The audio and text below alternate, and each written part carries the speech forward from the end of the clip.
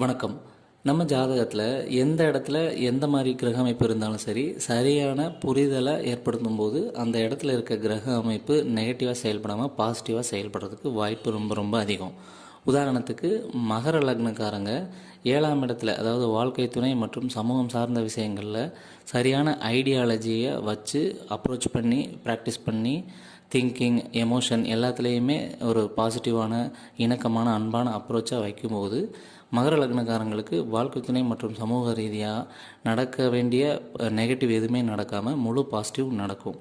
சந்திரன் எந்த இடத்துல இருந்தாலும் சரி, பாதிக்கப்பட்டிருந்தாலும் சரி, 6, 8, 12 இருந்தாலும் சரி, ராகு இதோடு இருந்தாலும் சரி, எப்படி இருந்தாலும் சரியான அப்ரோச்சை அவங்க ப்ராக்டிஸில் அவங்க மனசில் ஆள் மனசில் பதிய வச்சுருந்தாங்க, உணர்ந்திருந்தாங்க அப்படின்னா அவங்களுக்கு நெகட்டிவ் பலன் எதுவுமே நடக்காது.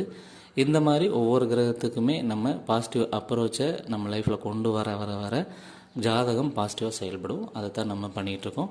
உங்களுக்கு அப்படியான வழிகாட்டுதல் தேவை அப்படின்னா நம்மளை தொடர்பு கொள்ளுங்கள். நன்றி.